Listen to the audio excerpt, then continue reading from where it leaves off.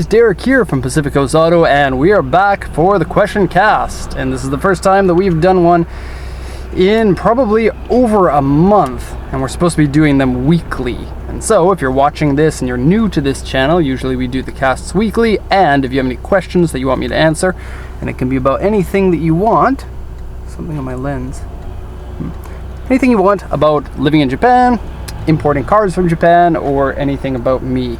Doesn't matter. If I think it's too private, then I just won't answer it. So I got some questions here. I'm going to blaze through these ones a little bit fast because I'm actually at the port that is close to my house. And so it's only a 30-minute drive instead of the regular 45 or an hour. Couple of things. This is a new camera, and so video will be 1080 now. Got a new mic. I think the sound is going to be better, but I'm not 100% sure. There are a couple of settings that I might want to change in order to get better sound. Also, the mic at the moment is pointed away from me, which is actually a result of me just not realizing that that's the way that it's set up right now. But this mic is directional, so you can point it in different directions so that when I'm behind the camera shooting, then it can pick up my voice more clearly than if it's pointed toward the car. Because in a lot of my previous videos, people would say, with my old camera and my old microphone, which didn't have this option of switching it around, they would say that the sound of the engine was bad, or that the engine is broken even when it's not. And I got kind of tired of hearing those comments because the people who, I don't mean to be mean, but the people who said that usually didn't say so in such a nice way. Instead of saying, it sounds like the engine has some sort of small problem or something like that, then they would say, this guy doesn't know what he's talking about, that engine is thrashed, it's about to explode. And that just, I don't know, in my opinion, that just looks extremely stupid to type a comment like that. And hopefully now we won't have any of those comments, so we don't have to worry about that. What else is there to say? I don't really know. I'm going to go right into the questions, so no distracting driving. Here we go. Oh, before we start, also, this can be plugged right into the speakers of the car, but I haven't bought the cable yet. It's only like $10 or so. It's one that plugs into here and then plugs into the like the red, yellow, and white plug-in. And so I guess just the red and the white would be for the stereo. And I haven't bought that yet, but I will be buying that soon. In the meantime, I'm sorry if you can't hear the questions very well. Quesiton15 says, I was thinking about buying a GTR, and I was wondering about where I can get parts from a reliable source. I'm thinking about importing one into California. This is kind of funny because it sounds like it's making my voice deeper than it actually is. And I don't know what button it is to stop it from doing that.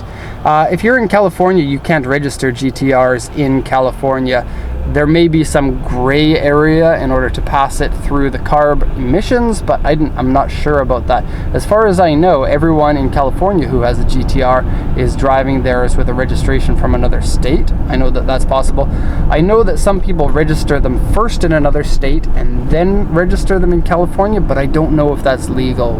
What I recommend that you do is either check out California import forums or talk to the CARB board if you want to import a car and find out what they're going to say about the legality of that. As far as I know, it's not possible though to do it legally. That isn't to say that people don't do it though. Especially Matt Farah. This is kind of a little bit tangential, but Matt on the Smoking Tire just reviewed one of our cars, and I was all excited, like, yes, my car made it on this show that I commonly watch while I'm translating auction sheets late at night, because it's just, 15-minute videos of him talking about cars, and he talked about one of my cars, and I got to see what my customer looked like, which is pretty neat, because my customers get to see what I look like, but I don't get to see what the customers look like. So that was kind of cool. But at the end of the video, Matt said that he liked the Skyline so much that he went and bought himself one. But as far as I know, Matt lives in California. So if anyone out there knows how that works, let me know in the comments section. As far as parts go, like if you're importing a Skyline GTR, some of the parts are compatible, some of them aren't. Become a member of an internet. The person behind me wanted to do the exact same thing as I wanted to do there. This is confusing. There's somebody parked right in front of me, so I can't drive down the road. And the person who is impatient has done it again. Whew. these are the parts that would be edited out if I had an editor, but I don't, so you get to see that in real time. Yeah, parts shouldn't be too hard to get for the GTR because it's a very popular car to be importing into the States, and so shouldn't be too much of a problem. I know some of the companies in Canada that are importing parts. There are lots of companies in Japan that export parts. If it is your only car, you might have to put up with the fact that if something breaks, you will probably have to wait a little bit longer for your parts than just, you know, the Chevy with the 350 in it.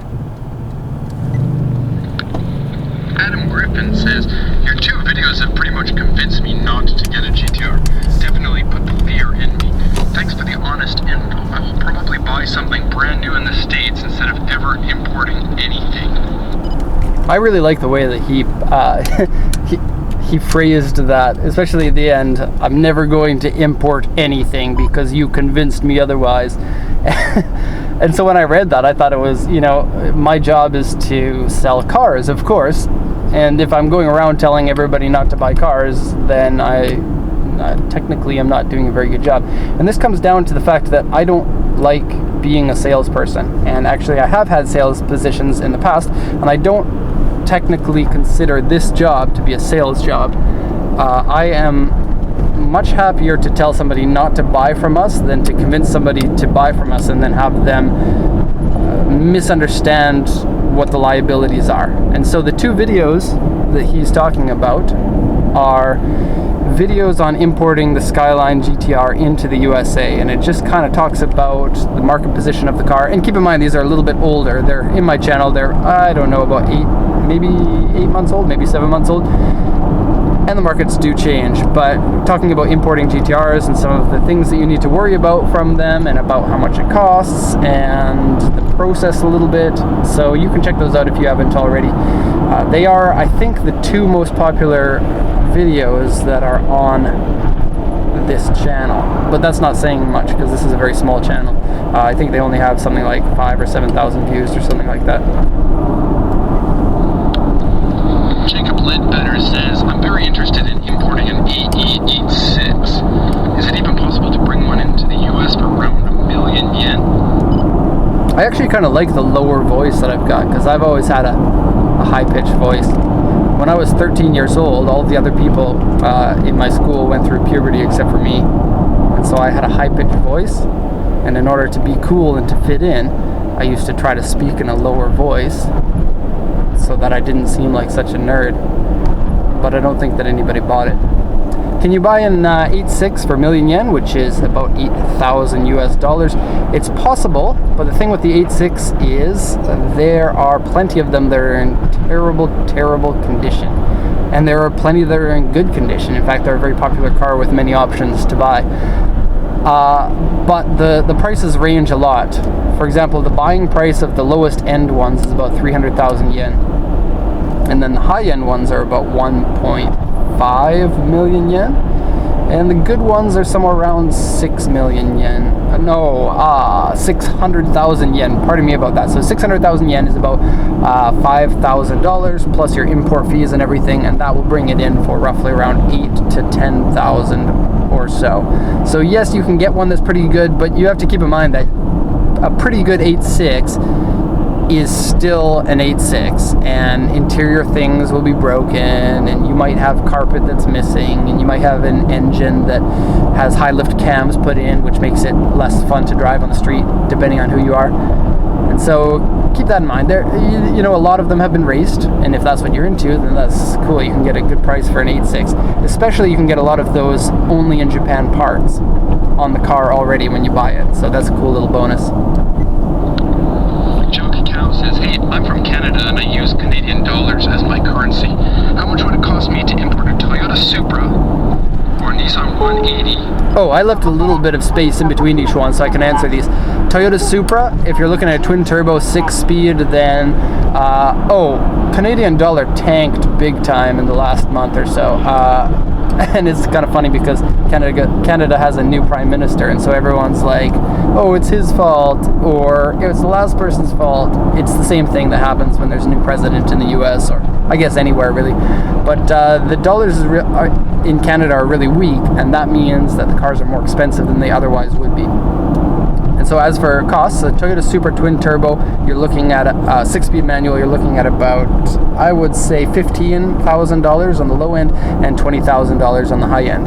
The next question was for a 180 SX, so that would be an S13. They made them up until I think 98 here in Japan. And I imagine he's interested in a 5-speed with turbo. The cost of that is probably looking at between about 7,000 to 11,000. I don't sell an awful lot of those though, so I don't know. If you send me an email, I can get better price quotes because I can spend more time thinking about it. Next one.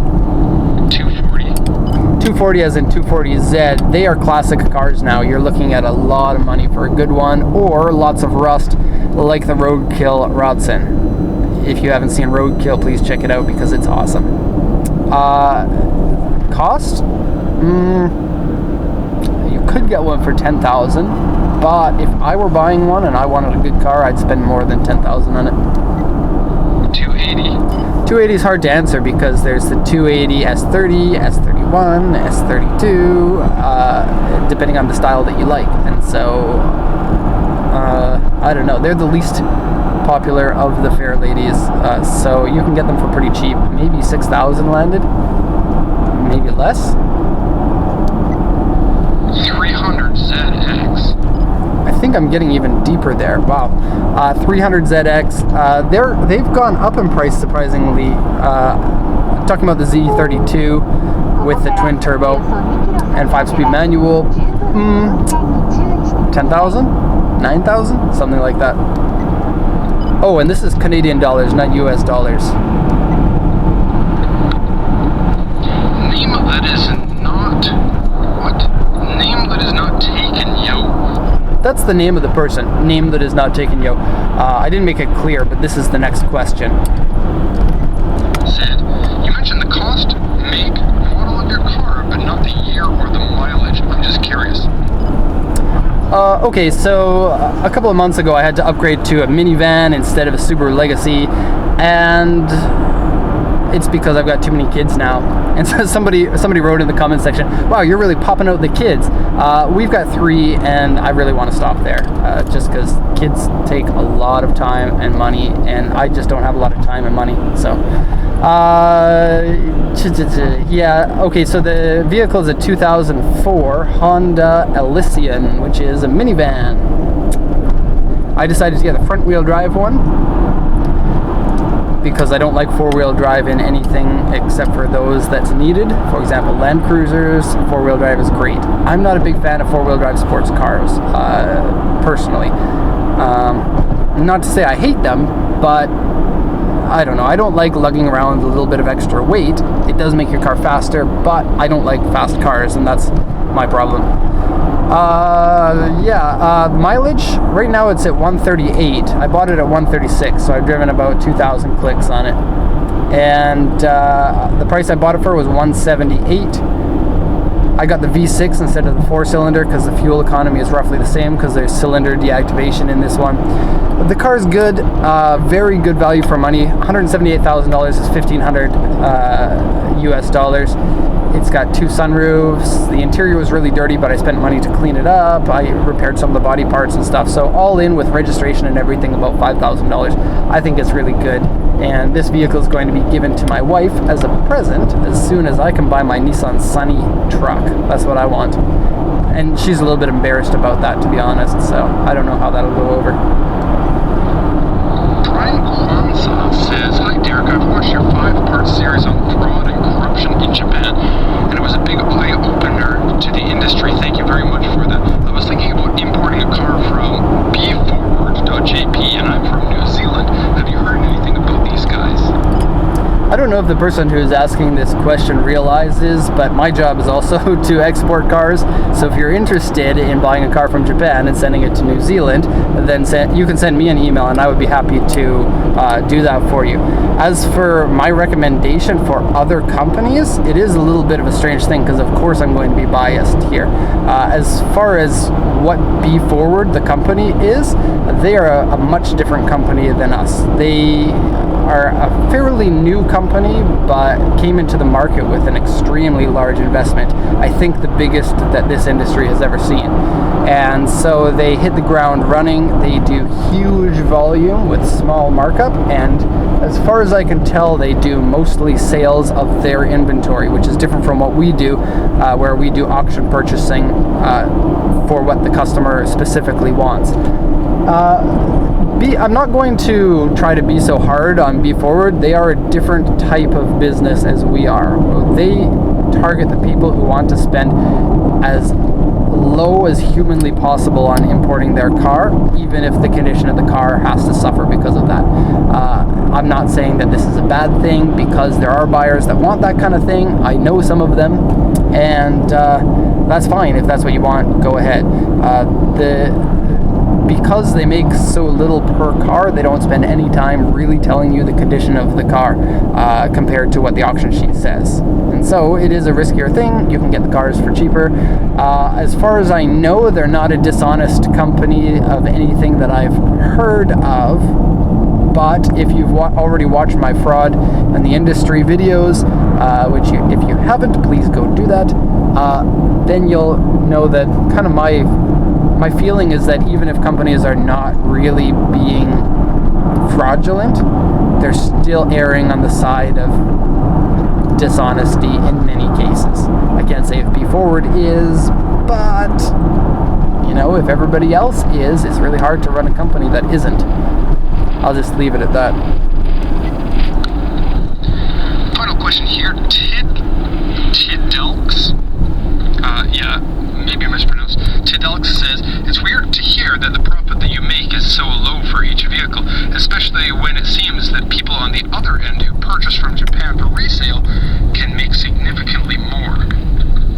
This is a fun conversation to have with my wife, actually, especially when she hears the amount of profit that some of the customers are pulling. Because whenever I hear about, vehicles that we've sold have often gone on to bring a trailer or eBay, and we get to see how much that they sell for. And if they sell for a big margin, then I'm always like, hey, check this out. This customer bought this car for this much and is selling it for this much. And she's like, how come you're not making that much money?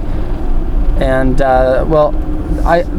there is good reason for that. When we sell the cars, we're making a small profit. And I've mentioned it before, but for an average customer, we're making roughly about $400 per sale. And then the customers buy the cars, they import them, and they sell the cars, and typically we'll make about $2,000 for a cheap car, and it can go up from there. We've got customers who have made $15,000, $20,000 per car on some of the more expensive cars.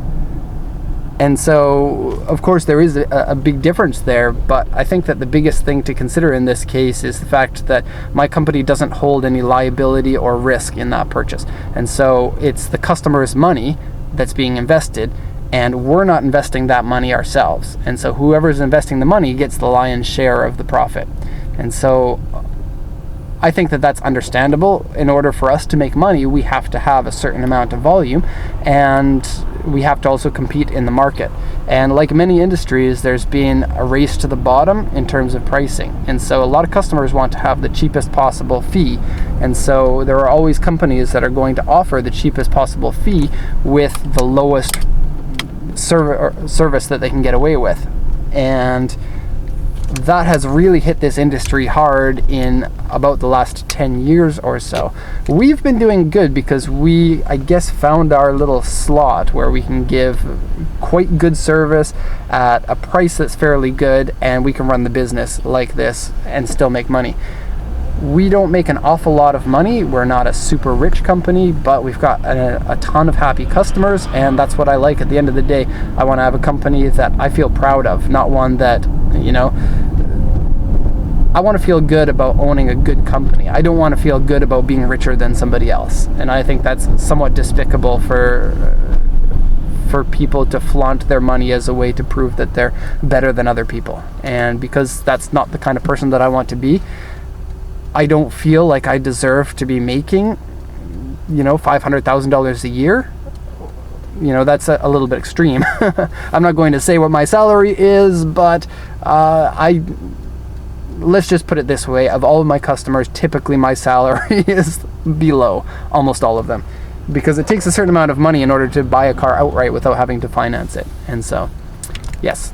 So that's going to be the end of the cast, and I don't think the video got cut off. And guess what? This camera has an option where if the video does get cut off, because you can only record about 30 minutes at once, it will automatically start another video right at the end, and so you can splice them together, and there will no longer be any more videos that cut out. There will just be some annoying editing time for me if I must, and so that's very good news. If you have a question, I'm going to be answering on next Sunday, so please feel free to ask those questions in the comments section of the YouTube. And thanks a lot everybody who subscribes. I got a spike in subscribers actually when I mentioned that we've got our new channel, which we have tentatively now called Drive Japan. If you haven't already subscribed to that, I'm going to put a link in the description. That's going to be our new entertainment channel. It's going to start coming out sometime around June, July of this year, depending on how quickly we can make the content. But we're looking at car reviews and that sort of thing. I'm not going to get into huge detail about that until we sit down and hammer that all out, but we've got some pretty ambitious plans to put together something that I personally would really like to see on YouTube. And so thanks a lot everybody for watching. Hope you enjoyed this one, and have a good one.